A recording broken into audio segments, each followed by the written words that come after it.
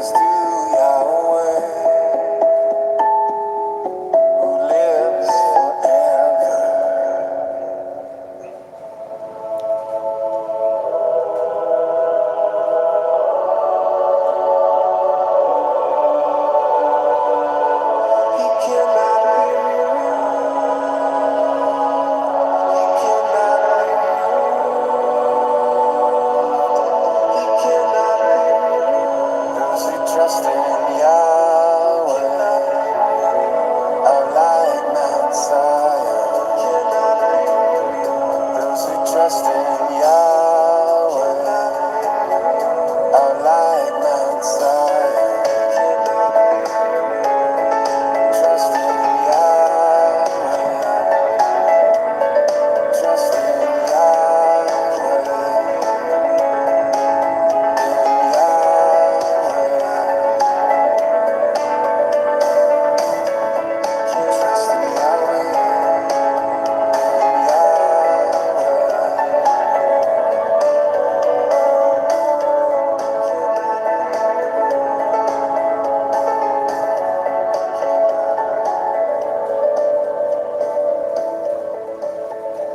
Hi everybody, my name is Caden. I'm Nicole. I'm Eli. And I'm Jason. We are the Yahuwah and the Torah channel. We thank you guys very, very much for hanging out with us. We appreciate you guys. It is a Sabbath day, and we love you guys. And we love our Creator. We love His Son. We love the words of our Creator, and we appreciate you guys hanging out with us today.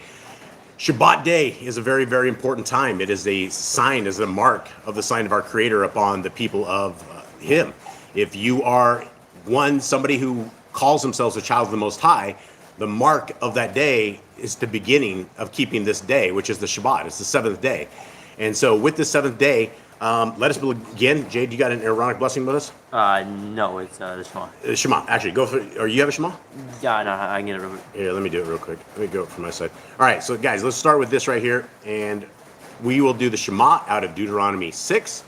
And this is kind of a, well, it's kind of a... It is there, but it's that first three sets. Yeah. Okay, guys. Hear, O Yashrael, Yahuwah Eloheinu. Yahuwah is one. And you shall love Yahuwah Eloheka with all your heart, and with all your soul, and with all your might. And these words which I command you this day shall be in your heart. And you shall teach them diligently unto your children, and shall talk of them when you sit in your house, and when you walk by the way, and when you lie down, and when you rise up. And you shall bind them for a sign upon your hand, and they shall be as frontlets between your eyes. And you shall write them upon the posts of your house and upon your gates. Okay, guys, that is out of Deuteronomy. And let us begin with a word of prayer. Kate, hit it. Dear Father, I thank you for this day, and I thank you for the Shabbat, and I thank you for bringing us all together as a big family to learn your word, to learn your scriptures, that we can get something out of it, that we can walk away with your blessings, with your grace and your mercy upon us. And I thank you for your Son, that he was willing to give his life for us, that we would escape the curse of death. And I ask that we do not take that, we do not throw that blessing away, that we take that and we use it to the best of our ability by keeping your laws and your commandments. And I ask that today your name is honored with the Shabbat. In Yahushua's name, amen. All right, amen. Thank you guys very, very much. And we will begin with what we do every single week, which is going over some of the most awesome things that you may ever hear, some of the most awesome things that you may ever understand or come to understand. And what we call these, or well, what these are these are the laws of our Creator. And a lot of people, these are foreign to a lot of people. A lot of people don't find the quality that I find in them, or that we find in them, or the people who keep the Torah find in them. You'll find trinkets of gold. You'll find trinkets of wisdom. You will find things that inside of these you will be able to adjust your life so that you are able to find this kingdom road. This kingdom road that we are looking on is not an easy path forward. It is not a set it and forget it. It is not say a prayer at 8 years old. It is not everything that man-made doctrine has told us. It is not. And I can tell you it is not, because simply when you read from Genesis to the end of Revelations and all the extracurricular books, there's a standard theme. There is a common goal that our Creator has, and that when we are called children of the Most High, we are those people who obey the laws, statutes, and commandments of our Creator. And a lot of people are so scared. They're like, well, that's going to put us into a bondage, or we don't want to be slaves. We're not those kind of people. We don't want man's hand upon us. And when you look at things in that kind of a nature, and when you look at it as the churches of the world look at it, and I grew up, my entire life was in a Christian church. I was a Baptist. My mom was a good Christian church lady. She was always there on Sundays. We were always there on Wednesdays. We were there Sunday nights. We were there. We were really good Christian people, right? And we had a set of ways that as I got older and as I started reading scriptures, these sets of ways are not what our Creator wants us to do. For instance, eating pork. We have been told not to eat pork. And when I was in the Christian church, we actually had potlucks. And at the end of church, right after we got done with it, we'd all go downstairs to the church kitchen and we'd have like pork and beans. We'd have everybody. There was pork all over the place. Everybody was making this kind of stuff. Now, when we read scriptures, it becomes very clear things just of the pork nature are an abomination to our Creator. Why is pork an abomination to our Creator? Because it hurts us. It will kill us. If you've never done any studies on swine alone, it will kill you. There's enough disease and all this bacteria and things inside of this, and it's bad. But you will have men who get paid in a 501c3 church who will tell you that our Messiah, who you guys call Jesus the Christ, made all food clean. That's right. He made all food clean. He came and he went and he walked the Torah perfectly. He became the perfect ultimate sacrifice for us just so that we could eat pork, right? Because it's so delicious. That is what the Christians will tell you. They will tell you he completely cleaned it. And so those are the traditions of men that we need to get rid of. These are the traditions of evil that we have been bestowed upon. And this is why the Torah in Genesis, Exodus, Leviticus, Numbers, and Deuteronomy are the greatest books that we have ever been established. They are the greatest things that we can ever have, because within these laws, statutes, and commandments, we can understand what the heart, mind, and soul of our Creator is like and how he wants our heart, mind, and soul to act. And it has to do with obedience. It has to do with love. And if you think that you love our Creator with all your heart, with all your mind, and with all your soul, as you sit and eat pork rinds and eat bacon and do all sorts of things that are against what he says, that is impossible.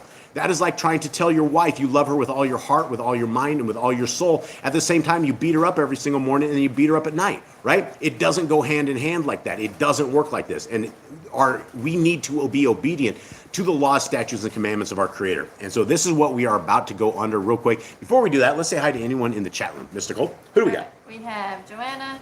We have Hi, Joanna. Cindy LJ. Cindy. The Grand. Brother Glenn. All right. Let's see. Zachariah, Damon, Zach. and Rhiannon. Zach They're all Z. here. All right. Drag is here. Drag. All right. Jeannie, not of this world. Bobby Z. Oh, Bobby Z. Sylvia. Yep. I think that's everybody. Well, that may our be, family. that might not be many, but it is a tremendous amount for us, and this is blessings that you guys are all there. I do want to give another special shout out to Chris from the Bobby Z channel. He's in the chat. This guy has been, there's only 5 of us right now that are teary-eyed, bloodshot eyes, and he is part of that little group. We are, this family, we are going headstrong, and for the last month, all we've been doing is copying scriptures from one book to a digital version, and Chris has been doing an amazing job, and much of the New Testament he has done. So huge props out to that brother. Thank you, brother, for helping us out with this, man. You are just a solid spoke on our 5-spoke wheel here, 6-spoke wheel that we're doing, and we thank you, brother, for this. And he says that he saw a picture for a church inviting people to come for a bacon sandwich course on a Saturday morning. Yeah, bacon, and that's the thing. That is the thing, and you know, it's real easy to get caught up into this, but the biggest thing that we need to do is save our souls, right? When I say save our souls, I'm talking about individually. The only thing that I can ever do is save my own individual soul by my actions and by my obedience and by my walk and by my way. We have 120 years that we have to figure this out, right? And if we are saying that these statutes, laws, and commands are on the cross and we don't need them, well, that's a bad way to start. So we're about to begin on this, and I will begin. And again, oh, Rhiannon's mom's here. Hi, Rhiannon's mom. I hope you are well. It is awesome to have you second time around. Much love to you. I hope you guys are finding something awesome in this, and we love your family, and so we love all you guys. Let's begin. You guys ready? Yep. All right. Very first thing, the very first commandment that any of us have, the very first thing in scriptures is to be fruitful. All right, continue on. To multiply. Replenish the earth. Subdue it. Have dominion over the fish, fowl, and every living creature. Stop right there. Stop right Because the here. Grand says she was meditating on the first commandment to be fruitful. How horrible the things being done to the fruit of our children in this nation. Yeah, well, yeah, absolutely. You know, and when we look at these commandments, let's just go back to this. And this is the cool thing about having this live is that we can all sit and chat with you guys, just like we're kind of hanging out, right? And this is the power of the internet, the power of technology, and just the power of the generations we're in. Being fruitful, as it is the very first commandment. Everything we do from the time that we get up to the time we go to bed has to deal with, are we being fruitful? Everything that we do. And where the Grand talks about the fruit of the children and what's happening to these children, it is an abomination. And we don't know as a world what the next generation is going to look like.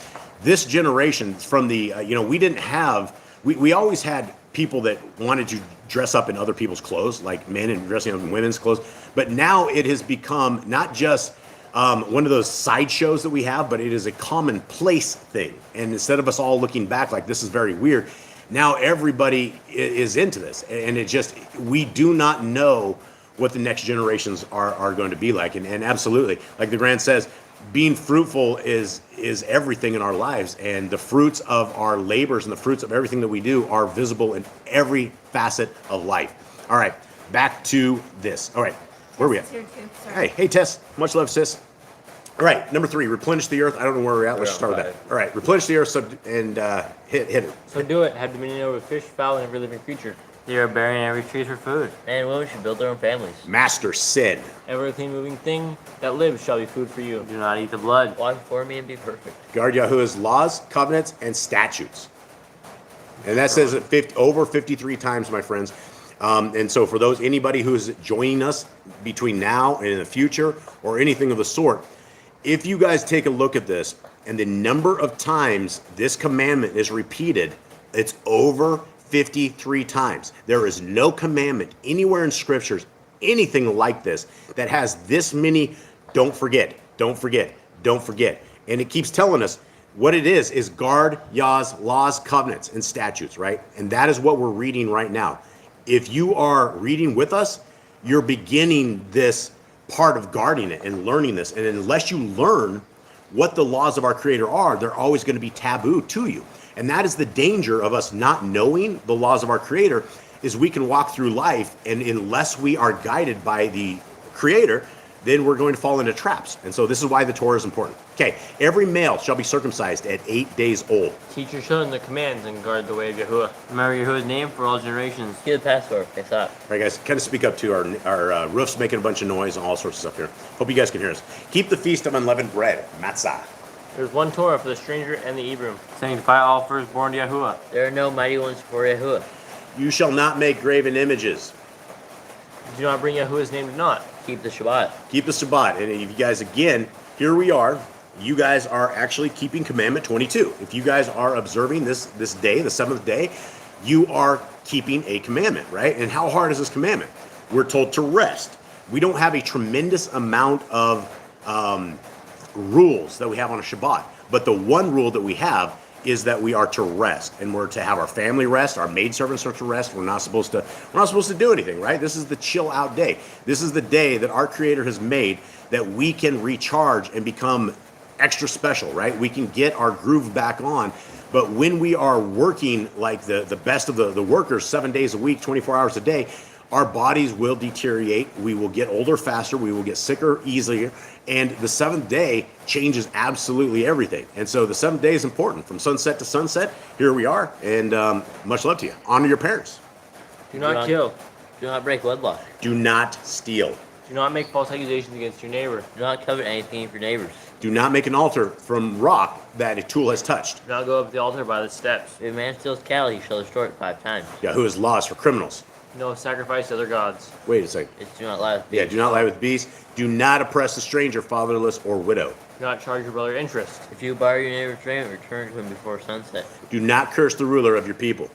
Do not what is torn of any beast. No false report. Do not follow the multitude of evil. Do not judge unrighteously against the poor. Bring back your enemy's cattle if you find it going astray. Help the animals of your enemy. Stay away from rumors and gossipers. Take no bribes. Do not oppress a stranger. Love the stranger. Give your land rest in the 7th year. I want to go back to this kind of 47 and talk about this because we're reading a new book. It's called The Order of the Ancients, and it is talking a tremendous amount about the Melchizedek priesthood, and it is talking about a little group of people. It almost like what you would think of as church deacons is what it was, but this was like 6,000 years ago, 5,000 years ago, something of the sort, where we had Enoch, and we had all of the old ancients, and we had this little, almost like a boys club. But part of this little boys club is that, number one, the Torah is the number one thing about this club. Everything is about obedience. It is always about the Torah. And to get into this, the order of the ancients, and to becoming a Melchizedek order of the priest, how they had it back in the days, the one thing was you had to love everybody. Like, you literally had to love. It's all about love. It is all about loving our neighbor, understanding people, a lot of patience. And we're also reading a book during our daily readings, which is the, what was it called? Enlightened Ones. The Enlightened Ones. And it's actually the words of Messiah Yahushua, where we have never, ever heard the words of Messiah Yahushua ever. And a tremendous amount that he talks about in that is love. And the signs of those who are people of the Most High is that there is a different kind of a love.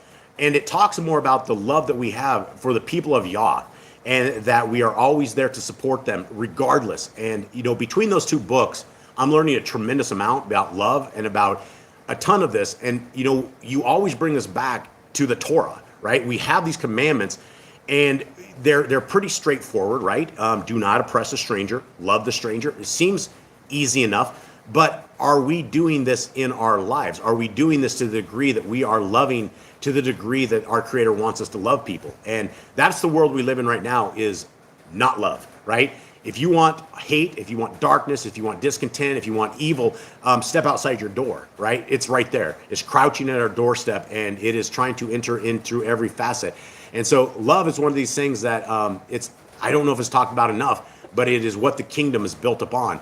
And, you know, we got to give our love out. Okay, give your land rest in the 7th year. Do not mention any pagan names. Keep the feast of Yahuwah. Do not cook your goat in his mother's milk. Obey the messenger who was sent before you. Do not bow down to other Elohim. Serve Yahuwah. Make no covenant with other Elohim or outsiders of the land. Do not make or use anointing oil on an old person. Do not make or use perfume on an old person. Do not eat the fat. Jade, you have to speak up. You're like across the books there. Return what is your neighbor's. Obey Yahuwah's dietary laws. Women's time of separation. Obey Yahuwah's hygiene laws. Keep the Day of Atonement, Yom Kippur. Do not uncover the nakedness of your family. Do not take your woman's sister for wife. Do not lie with a woman in her uncleanness. You shall not sacrifice your son to Moloch. Do not be a sodomite. Be holy. I think we got you now, Jade. Okay, do not reap the corners of your field, or you shall not glean your vineyard. Do not deal falsely or defraud your neighbor. Do not lie or be a liar. Pay your workers the day's wages due. Do not harm the disabled. Do not endanger your neighbor. Do not hate your brother. Rebuke your neighbor for his sin. Love your neighbor as yourself. And again, here's where we're going back to this love, right? Lots and lots and lots of stuff. And, you know, we, being on YouTube, I get slightly impatient. A lot of times I will get a lot of impatience, and I will see the same questions over and over and over, and you will get the same stuff. The Christians will say it over and over and over, right? You explain to them and you give them verses on, you know, right foods to eat and the way that we should be going forward. But everybody has this figured out, right? Everybody has listened to that man in the pulpit that is preaching on the wrong day, and he's told them the wrong advice for so many years. They're hooked on it, and they don't want anything. And so that impatience is part of me not having the love that I need to have. And so all of these books and all this stuff is just, you know, a lot of lessons for all of us and all of us. And it comes back to love. Love our neighbor as ourselves. Okay, do not diverse your cattle. Do not mingle your seed. Mingle in a wool. Do not lie with a taken woman. Do not eat the fruit of the tree for 3 years. Do not practice sorcery. Do not round your beard or the corners of your head. Do not cut yourself for the dead. Do not get tattoos. Do not prostitute your daughter. Do not defile your temple. Do not consult the medium. Respect your elders. Have correct weights and measures. Do not walk in the manners of the nation. Keep the Feast of First Fruits, Shavuot, and the Omer count. Keep the Feast of Trumpets, Yom Torah. Keep the Feast of Sukkot, Shemini Atzeret. If you blaspheme the name of Yahuwah, you shall be put to death. If you kill your neighbor's animal, you must give him another. Repay injury for injury. Honor the Jubilee year. Confess your sins to Yahuwah and repay who have trespassed against. The Torah of being a Nazir. Wear is easy on the 4 corners of your garments. The laws of whoever touches a corpse. Follow Yahuwah's laws of inheritance. The Torah of keeping your oath to Yahuwah. Do not add or take away from the word. Okay, and let's pause on this real quick because we do end up with a lot of folks who watch this stuff for the very, very first time. And here's something we have, right? We have an entire world who believes that we can worship on a Sunday without a problem, right? If we worship on a Sunday, we've broken this commandment because we've added to or taken away from the word, right? If we're eating pork, and I'm going to attack pork this time, we are adding to or taking away. When we say that our Messiah went through and was tortured to death so that we could eat pork, what is that saying about us? What is that saying about us understanding the kingdom and about obedience and about being clean and about staying clean, right? If we are giving ourselves freebies and we can do what we want, say what we want, then we're simply adding to and taking away from the word. And that is the part of the Torah. We have to ingrain this into our hearts, minds, and souls so that we are unable to fall away from this. When we are in sketchy territory, when we are in dangerous, sinful territory, we need the Torah because we wouldn't know that we're in that area without it. We don't know what sin is unless we have Genesis, Exodus, Leviticus, Numbers, and Deuteronomy. That is the only way that we can even identify what iniquity is. And we are told that iniquity will send us to hell. And we're also told that Torah-lessness, where we don't keep the Torah, our Messiah is going to tell us, depart from me, ye who work Torah-lessness. Or the other word is ye who work iniquity. So if you're just living in sin and you're having it up and you don't care about the law, statutes, and commandments, that's a problem. Okay, 109, guard your soul. Learn to fear Yahuwah. You shall love Yahuwah with all your heart. Bind the laws upon your hand, the frontlets between your eyes. Write the laws on your doorpost. Do not tempt Yahuwah. Do what is right and good in the sight of Yahuwah. Do not be afraid of your enemies. Remember Yahuwah. Circumcise your heart. Cleave to Yahuwah. Swear by his name. Okay, next one is destroy graven images. And let's take, for instance, that the laws of our Creator on the cross, right? Let's take what the world says and goes, okay, those laws are, those pesky old laws, those aren't for us. Okay, so if that is the case, where we have destroyed graven images, that means that you can sit there and you can have a little idol of wood, stone, and metal, right? Because you don't have any Torah. And we are told over and over and over that our Elohim is not in wood, it's not in metal. We don't bow down to anything like that. We don't do anything like that. So if we are able to say that the laws of our Creator are not good, then that would justify you to go get a little Buddha doll and rub its belly and worship that, right? That's what is saying. And so you can't say that the laws of our Creator are no good or they don't apply to us. If that is the case, let's go down each individual one. What law doesn't apply to you? And this is the list. This list right here are the laws that we have fleshed out throughout the years that we can keep today. We can keep all these, right? Every single thing in this is something that we can keep, and it's not too hard. Okay, do not make an idol of Yahuwah as the pagans do to their Elohim. Rejoice, not Yahuwah has blessed you with. Do not do what is right in your own eyes. Do not hearken to the words of false prophets. Do not make any baldness between your eyes for the dead. You should not you should not eat any abominable thing. You shall give to the stranger clean food that dies of itself, but you shall not eat of it. Give tithe of your increase of seed year by year. Laws of the end of the 7-year release. Do not borrow from the nations. Do not harden your heart, nor shut your hand from 3 times a year, all males shall appear before Yahuwah. Officers in all your gates. Do not plant Asherah poles near the altar. There must be 2 or 3 witnesses. Hearken to the prophet Yahuwah has chosen. The prophet has Deuteronomy. Do not remove your neighbor's property line. How to deal with a false witness among Torah keepers. The first child is to get double portions. If your brother cattle's clothes are lost, and you find them, you must return them. A woman should not wear what pertains to a man, nor a man wear what pertains to a woman. If you find a bird's nest with the mother and the babies or eggs, take the babies from the mother. If you build a new house with a flat roof that is able to be lived on, you must put a railing around it. Do not be a prostitute. Do not use dirty money. Law of divorce. Do not take a person's millstone for a pledge. If you lend it to your brother, do not enter his house to get your payment. He must bring it to you. Return his clothing before sunset if that was his pledge. Do not oppress a hired servant that is poor and needy. Every man shall be put to death for his own sin. Do not go back for the forgotten sheep in the field. Leave it for the stranger, fatherless, and widow. Do not muzzle your ox when he treads out grain. If your brother dies and has no child, you shall take his wife and name the firstborn after your brother. At the end of 7 years, you are to read the Torah at the Feast of Sukkot. Okay, so there we go, everyone. Eli, load us up into that. That is those laws, statutes, and commands of our Creator.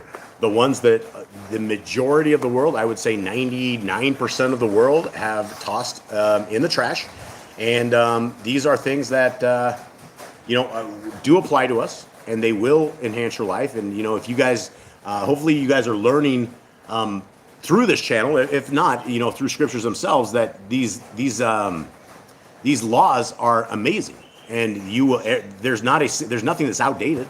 There's nothing that is old. There's nothing that won't apply to you tomorrow. It's all good. Brother Glenn says, "Do as thou wilt" is now the whole law, according to today's church. Well, yeah, and that's Aleister Crowley, and that is for whoever knows that's the old Satanist Aleister Crowley.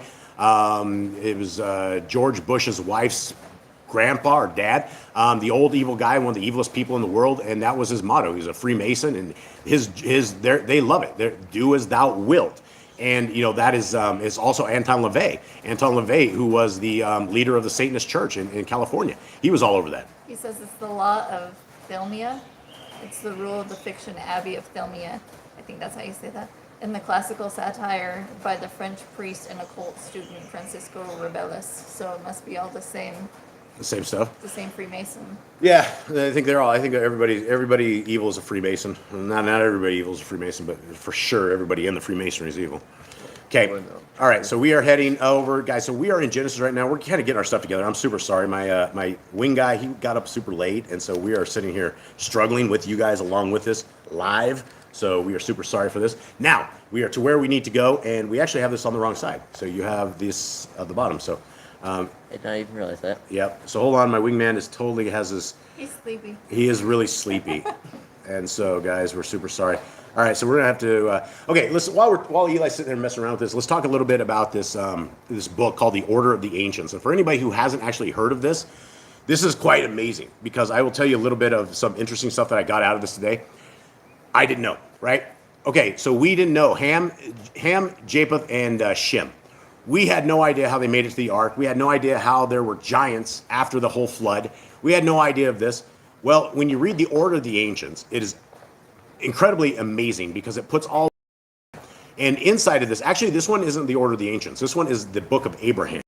The Order of the Ancients was another book inside of this, but inside of the Book of Abraham, it's talking about Noah had 12 wives. And so the wife that he took onto the boat with him wasn't the mother of all three of them. She was the mother of Ham and Ham only. The mother of Japheth and Shem, I guess they didn't make it to the boat or something of the sort, but that was something that was simply amazing, that I had no idea how the giants came up afterwards, how that even happened. And now, because of that book, we now know that Noah had a bunch of wives, and it all comes very clear. Did it ever say anything about King Og? It never say anything about King Og, but we were able, for those who have questions about the Targums, now that we're throwing all of these extracurricular books together, most of this stuff all makes very good sense. It all meshes together very, very well.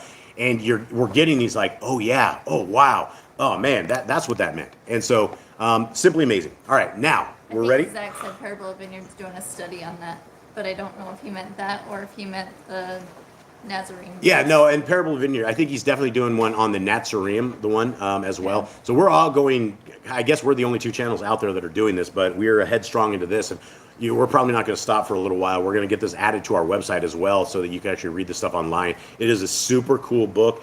I have not found anything that leads me to wonder about anything like that. As in the Targums, I do have that wonder every once in a while. Okay, here we go. Genesis chapter 35. And Elohim said to Jacob, "Arise, go up to Bethel, and dwell there, and make an altar there to El, who appeared to you when you fled from the face of Esau, your brother." And Jacob said to his household, and to all who were with him, "Put away the foreign mighty ones that are among you, and cleanse yourselves, and change your garments." Okay, now, because of all the extracurricular books, I don't know if I have way too many details on a lot of this stuff. What foreign object do they have? What is he talking about right here? Putting Laban's idols. Yeah, Laban's idols. And so we ended up with coming out of Laban's house a ton of stuff, a ton of evil stuff. And in fact, I think they had the skull of that guy. It was like a skull with something under whatever tongue it had left. Okay, 3. Yeah. And let us arise and go up to Bethel, and let me make there an altar to El. who answered me in the day of my distress, and has been with me in the way which I have gone. So they gave Jacob all the 4 mighty ones which were in their hands, and all their earrings which were in their ears, and Jacob hid them underneath the terebinth tree which was near Shechem. Okay, what do you guys make of the earrings in their ears? We know the mighty ones. Why do you believe, or why do you give up the earrings as well? Because they're brand new people. I don't know. Any Probably thoughts on this? pagan jewelry, probably stuff that's attached to paganism. Could be, absolutely. Yeah, it could be something of that sort. I mean, Yeah. Laban's not a good guy. Do we know of anything wrong with having earrings? No, I mean we know that Abraham's servant gave Rachel earrings. Yeah, they gave him a giant nose ring. Yeah. Rebecca. Who gave him the nose ring? Gold. That was Abraham. That was Eliezer. Okay. At 5. And they departed. And the fear of Elohim was upon the cities that were all around them. And they did not pursue the sons of Jacob. And Jacob came to Luz, that is in Bet-El, which is in the land of Canaan, he and all the people who were with him. And he built there an altar and called the place El Bet-El, because there Elohim appeared to him when he fled from the face of his brother. And Deborah, Ribkah's nurse, died, and she was buried below Bet-El under the terebinth tree. So the name of it was called Alan Baka. And Elohim appeared to Jacob again, and when he came from Pada Aram and Barakah. And Elohim said to him, your name is Jacob. Your name is no longer called Yaakov. Did I say? But Yisrael is your name. All right, that didn't sound right, though. He said, your name is Jacob. Your name is no longer called Jacob, but Yisrael is your name. So he called his name Yisrael. And Elohim said to him, I am El Shaddai. Bear fruit and increase. A nation and a company of nations shall be from you, and sovereigns come from your body. So this is interesting. You know, we were talking about bearing fruit, right? And having, being fruitful. And the very first thing that our Creator says is bear fruit. And are we about to the other? 2 more verses. 2 more verses. All right. Anyone else have anything? I don't think I have him, but I'm pretty sure he got his name Yisrael before, right? Maybe not officially. Yeah, maybe not officially. I think we've read this about 500 times, and so we don't actually know where it actually was changed at. So I mean, well, the angel told him that his name was Yisrael, but it wasn't like officially from Yah yet, I don't think. man. So how do you think that went down? You think, hey guys, my name's no longer Yaakov. They call me Yisrael. I don't know. They probably questioned it, but then he like explained to him why or something, and they're like, oh, okay. Wouldn't that be weird? All of a I sudden, mean, it's like, I think this is probably normal for them because Abraham had his name changed as well, so they probably like similar stuff. huh? Yeah, I don't know. I don't know how that'd go down if I told you guys my new name or something. You guys need to call me my new name. Call me Pharaoh. Just kidding. All right, here we go. 13. 13. And Elohim went up from him in the place where he had spoken with him. Okay, now we're heading back up to the Targums. Now, for those who have never ever heard this before, the Targums is yet another translation that we get a ton of stuff in it. And so let us go through and see what the Targums has to say. And Yahuwah said to Jacob, arise, go up to Bethel and dwell there, and make there an altar unto Elo, who revealed himself to thee in thy flight from before Esau thy brother. And Jacob said to the men of his house, and to all who were with him, put away the idols of the peoples, which were among you, which you took from the temple of Shechem, and purify you from the uncleanness of the slain, whom you have, and change your raiment. All right, so this talks a little bit different here. This talks about the uncleanness of the slain.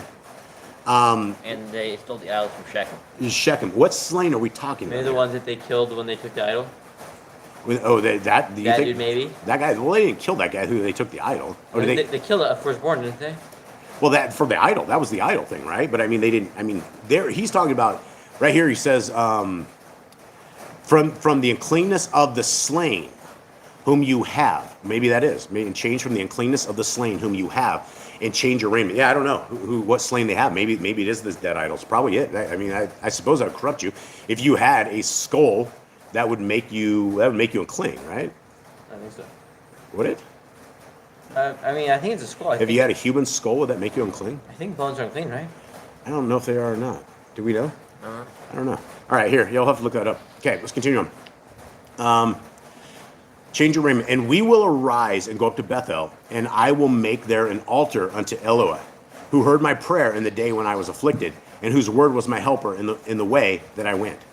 And they delivered unto Jacob's hand all the idols of the people which were in their hands, which they had taken from the temple of Shechem. and the jewels that had been in the ears of the inhabitants of the city of Shechem, in which was portrayed the likeness of their images, and Jacob hid them underneath the terebinth that was near to the city of Shechem. All right, so it talks a little bit more about this. So they had jewels that were in the ears of the inhabitants of Shechem. Maybe that was the earrings they were talking about? Anyone? Probably. Okay, let's continue on. And they journeyed from thence, offering praise and prayer before Yahuwah. And there was a tremor from before Yahuwah upon the people of the cities round about them. And they pursued not after the sons of Jacob. And Jacob came to Luz in the land of Canaan, which is Bethel, he and all the people who were with him. And he builded there an altar and named that place to Elohim, who made his Shekinah to dwell in Bethel, because there had been revealed to him the messengers of Yahuwah in his flight from before Esau, his brother. Okay, is anyone with me on this? You guys with me? Yeah. Anything? Yep. Okay, next one. And Deborah, the nurse of Rivkah, died and was buried below Bethel in the field of the plain. And there was told Jacob concerning the death of Rivkah, his mother, and he called the name of it the other weeping. The name of his mother's nurse. Yeah. Well, Rivkah has said the death concerning the death of Rivkah, his mother. This is what it said. And Deborah, the nurse of Rivkah, died and was buried below Bethel in the field of the plain. And there was told Jacob concerning the death of Rivkah, his mother, and he called the name of it the other weeping. Does that make sense? They both died. Well, they're both dead, but I don't. Yeah, it was revealed. He got like a messenger from Yeshai or something. There's some heavy stuff to be getting revealed to you. Okay. And Yahuwah revealed himself to Jacob again on his return from Padan of Aram. And Yahuwah blessed him by the name of his word, and after the death of his mother. And Yahuwah said to him, Henceforth was thy name Jacob. Thy name shall be no more called Jacob, but Israel shall be thy name. And Yahuwah said to him, I am El Shaddai, spread forth and multiply. A holy people and a congregation of prophets and priests shall be from thy sons whom thou hast begotten. And 2 kings shall yet from thee go forth. And the land which I gave to Abraham and to Isaac will I give unto thee, and to thy son, and after thee will I give the land. Okay, what are we talking about 2 kings? 2 kings shall yet from thee go forth. Are we calling King David King Messiah? Or maybe you're talking about like Israel and Judah, 2 different sections. I don't know. Well, that's 2 different sets of people. I mean, he said 2 different kings. I'm not sure what that means. But Glenn, you know, he's talking about 2 different kings. I know we have, the kings of known are David and Messiah. Those are 2 big kings, but I mean, there was a zillion other kings along the way. Okay, and the other version of this says, and Deborah, the nurse of Rivkah, died and was buried below Beth El under the oak. And he called the name of it the Oak of Weeping. The Elohim of eternity, whose name be blessed forever and ever, hath taught us precepts which are beautiful and statutes that are comely. He hath taught us the blessing of matrimony from Adam and his bride, as the scripture expoundeth, and the word of Yahuwah blessed them. And the word of Yahuwah said to them, Be strong and multiply, and fill the earth, and subdue it. He hath taught us to visit the afflicted, from our father Abraham the righteous, when he revealed himself to him in the plain of vision, and gave him the precept of circumcision, and made him sit in the door of his tent in the heat of the day, as the scripture expoundeth and said. And the word of Yahuwah revealed himself to him in the plain of vision, and again he hath taught us to bless those who mourn, from our father Jacob the righteous, for he revealed himself on his coming from Padan of Aram, when the way of the world had happened to Deborah, the nurse of Rivkah, his mother, and Rachel died by him in the way. And Jacob our father sat weeping and bewailing her, and mourning and crying. Then wast thou, O Lord of all worlds, in the perfection of thy free mercies, revealed to him, and didst comfort him, and blessing the mourners didst bless him concerning his mother, even as the scripture expoundeth and saith. The word of Yahuwah revealed himself unto Jacob the second time on his coming from Padan Aram, and blessed him. Okay. Brother Glenn says, I would agree it was David and Yehoshua. Yeah, okay. Eli, do you want to go down? Just a little bit more here. Okay, back still at the top. And the Shekinah of Yahuwah ascended from him in the place where he had spoken with him, and Jacob erected there a pillar of stone in the place where he had spoken with him, a pillar of stone. And he outpoured it upon a libation of wine and a libation of water, because thus it was to be done at the Feast of Tabernacles. And he poured oil of olives thereupon.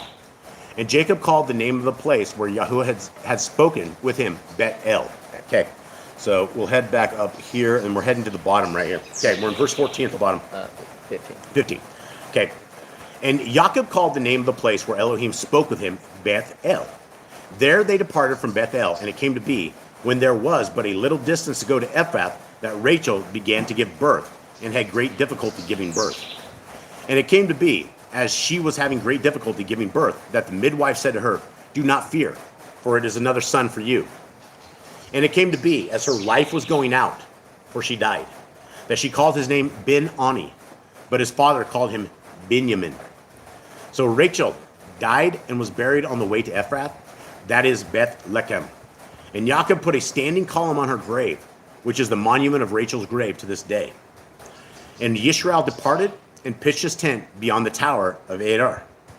And it came to be, when Yishrael dwelt in the land, that Reuben went and lay with Bilhah his father's concubine, and Yishrael heard about it. Now the sons of Jacob were 12.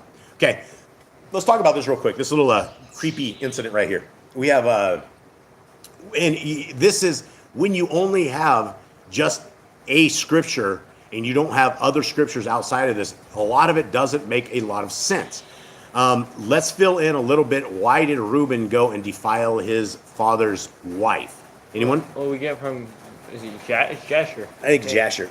And we find out that he is angry because Jacob is spending more time with Bilhah, because that was his, like, best friend to Rachel, her handmaid. That was like the close person to Rachel, so he was spending more time with her, and that was upsetting Reuben. Yeah, and so this was another wife of his dad, and this was, we've talked about this before, a very dysfunctional family, and I guess that would be the word for it, dysfunctional. And they this was a jealousy thing. This wasn't just he looked at his wife and thought, man, she's beautiful. This was jealousy. This was an intentional evil, right? This was something that you can't undo. This broke the relationship between Jacob and his wife, and it is more dysfunction in this family. Okay, 23. I still blame Laban for all this. Yeah, 23. The sons of Leah were Reuben, Jacob's firstborn, and Shimon, and Lewi, and Yehuda, and Issachar, and Zebulun. The sons of Rachel were Joseph and Benjamin. The sons of Bilhah, Rachel's female servant, were Dan and Naphtali. And the sons of Zilpah, Leah's servant, were Gad and Asher. These were the sons of Jacob who were born to him in Paddan Aram. Okay, now we're heading back up to the Targums at the top. Let's see what we can glean. And they proceeded from Beth-el, and there was yet much space of provisioned land in the coming to Ephrath. And Rachel traveled, and had hard labor in her birth. And it was in the hardness of her travail that the midwife said to her, fear not, for this is to thee a male child. And it was in the going forth of her soul, for death came upon her, that she called his name the son of my woe, but his father called him Benjamin. Now, do you guys think that, it seems like the midwife was trying to give her some good news here, right? Hey, don't worry, you're about to die, but it's a male child, right? Yeah. Do you think that was a glorious thing, having a male versus a female? Yeah, I think it was like important because the family line continued on. I think it was like kind of like a kingship thing where the more sons it had, the better it was. There's strength. Yeah, there's a strength in the sons for sure. Definitely a strength in the sons. Okay. Let's see. Okay, so carried on. The other version of this says, in the Jerusalem, it says, and there was a space as much ground to come to Ephrath, and Rachel travailed and had hard labor in her birth. But his father called him in the language of his sanctuary, Benjamin. It did like the skip thing. Like it just had one part and then it skipped to the rest. It was different. Yeah. Okay. So if that didn't sound right, it didn't. Okay. And Rachel died and was buried in the way of Ephrath, which is Bethlehem. And Jacob erected a pillar over the house of burying, which is the pillar of the tomb of Rachel unto this day. That's interesting. The house of burying is what you call the grave, right? That's a new way to say it. Let's go to the house of burying. Okay. And Jacob proceeded and spread his tent beyond the tower of Adar, the place from whence it is to be the King Messiah will be revealed at the end of the days. Okay, that just said King Messiah. Who's this? Mashiach? Yeah, I think this is what we're talking about right here. This is strange because this is Jewish, right? It's like Jews wrote this. Well, this isn't Jews. There were no Jews until the fourth son. But they came out of Babylon, the tribe of Judah. Yeah. They could be called that, but this is the thing. Everybody, even the Jews of today, they knew a Messiah was coming. We knew a Messiah was coming, right? They may have missed it, And they did miss it, and as much of the world seems to be missing it as well. Okay, where are we at, Eli? We're just after King Mashiach. King Mashiach, where was that at? That's what I need to navigate. There it is, right there. Okay, and it was while Israel dwelt in the land, in this land, that Reuben went and confounded the bed of Bilhah, the concubine of his father, which had been ordained along with the bed of Leah, his mother, and this is reputed with regard to him, as if he had lain with her. Okay, what did that just say? Oh, that's messed up. Which had ordained along with the bed of Leah, his mother, and this is reputed with regard to him as if he had lain with her. That was essentially like he had laid with his own mother, because that was the concubine. That's what he was saying. Essentially, even though it wasn't his mother, it was because that was the wife of his dad. That was essentially, yeah. So he basically took on, everybody's looking at him like he's like he had a scarlet letter on his back for the rest of his life after that one. Okay, where we at? And Israel. And Israel heard of it, and it afflicted him, and he said, "Alas, that one should have come forth from me so profane, even as Ishmael came forth from Abraham and Esau from my father." The Spirit of holiness answered and thus spake to him, "Fear not, for all are righteous, and none of them is profane." Whoa, what is he saying? What does that mean? How does Reuben should be cut off from the land. Maybe he should be like banned from the tribes. Well, you hear his blessing towards the end of the time, right? He got cursed. Yeah, they all got cursed. I mean, none of these guys walked away okay from this whole thing. Benjamin and Judah, I think. Joseph did. Benjamin, Joseph, You had Judah, two I or think. three kids that came across with an okay blessing, and the rest of them became servants of something. Okay, so after Benjamin was born, the sons of Jacob were 12. The sons of Leah, the firstborn of Jacob, Reuben and Shimeon, and Levi, and Jehudah, and Issachar, and Zebulun. The sons of Rachel, Joseph and Benjamin. The sons of Bilhah, the handmaid of Rachel, Dan, Naphtali, and the sons of Zilpah, the handmaid of Leah, Gad and Asher. These are the sons of Jacob who were born to him in Paddan Aram. Okay, it's interesting. I find this whole thing with Reuben interesting, that the dude was able to stick around, right? That he didn't get completely exiled from his entire place and Jacob's kicked gonna out. hate him for the rest of his life. He did hate him for the rest of his life, and he ruined his relationship with his wife. He ruined. There's a bunch of lives that got ruined in this whole thing. Tons of bad things. Bilhah got ruined. Brother Glenn says, in biblical times, the firstborn was given certain unique rights, responsibilities, and privileges. A married couple's firstborn male child was given priority and preeminence in the family and the best of the inheritance. The nation of Israel is identified as God's firstborn in the Bible, Exodus 4:22 and Jeremiah 31:9. In other words, Israel held a special place of privilege and blessing among the nations. Right. Yeah. And I guess if you go and defile the bed of your mother, you're going to lose that space among the nations and all that. All right, Eli, where are we at here? You're on 27. All right. Now we're heading back to the bottom, guys, on Yah Scriptures at the bottom. And Jacob came to his father Yitzchak at Mamre, or Kireth Arba, that is in Hebron, where Abraham and Yitzchak had dwelt. And the days of Yitzchak were 180 years. So Yitzchak breathed his last and died, and was gathered to his people, aged and satisfied of days, and his sons Esau and Jacob buried him. So Jacob's 120. Jacob and Esau are 120 at this point. Yeah, they're old. They're really, really old. I mean, if we can make it to 120, these times we're going to be frail. We're going to be like a prune. It's not going to look good.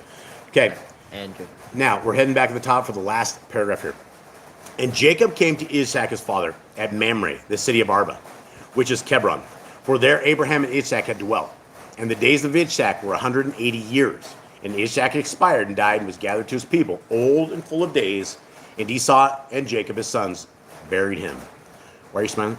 Because I told you last night he expired. Oh, yeah, he expired. Yeah, he did. That's called expiring. When your milk is gone, it's just like that. It's expired. It's gone.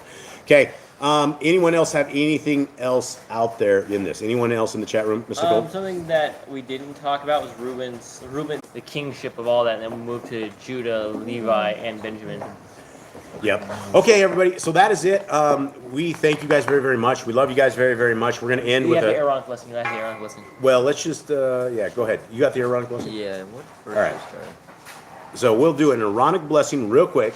And this is to all you guys. And this blessing is it's one of these things.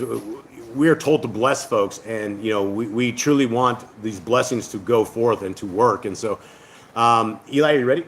Yeah, I'm trying to figure out where Jaden's headed at. Okay. Here it is. All right. Alright, number 6:22. Yep. And Yahuwah spoke to Moshe, saying, Speak unto Aaron unto his sons, speaking, On the wise you shall bless the children of Yasharel, saying unto them, Yahuwah bless you and guard you. Yahuwah make his face shine upon you and be gracious unto you. Yahuwah lift up his countenance upon you and give you peace. And they shall put my name upon the children of Yasharel, and I will bless them. All right, everybody. We love you guys very, very much. Thank you so much for hanging out with us, being part of this stream, being part of this. We love you. Hope you have a wonderful day. May Yahuwah bless you. May he keep you. And we love you. Hit it. There we go.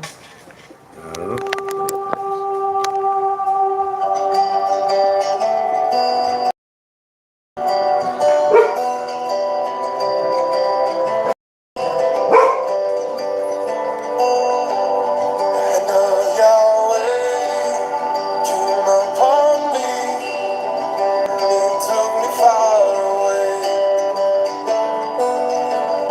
to a valley filled with many bones.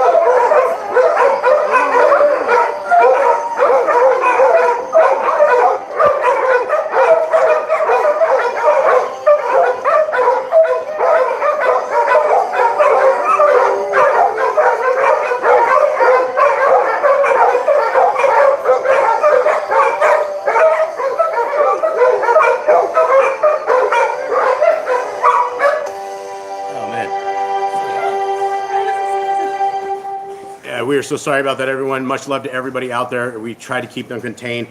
May Yahuwah bless you guys. May he keep you. May you forever be in his grace. May you forever find his Torah. Maybe we meet each other when the Messiah comes. And thank you guys very much. We love you all. Have a Sorry wonderful for day. making your dogs bark. Yeah, sorry. Sorry, guys. All right. Shabbat shalom. Shalom.